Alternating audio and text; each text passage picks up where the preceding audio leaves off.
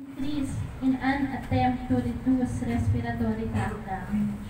So yun yung response ng katawan para subukan niyang labanan yung respiratory illness. Kasi nga, di ba, namamaga yung respiratory tract, yung trachea. Kawawa naman pag tuloy-tuloy. Ang response ng katawan, gagawa siya ng plema para hindi masyado madamage. So yun. Pero yun nga yung nagkakakos din ang problema, di ba? Yung plema yun, lalong-lalo na pag sobra-sobra.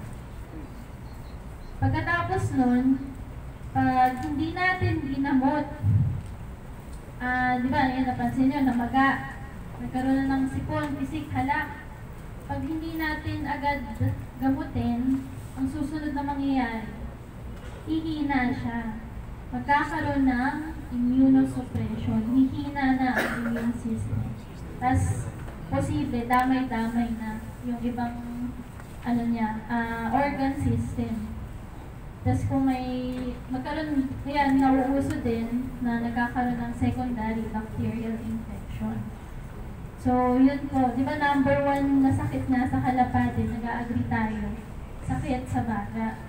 So, pag nadamay na yung baga, minsan nagdo-domino effect na yan. Nadadamay na yung ibang sistema ng katawan, tulad nga ng atay, ng digestion.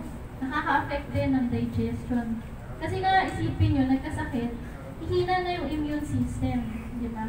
Pero di naman sa tao, di ba kayo, kung nagkasakit, lalo na sa mga bata,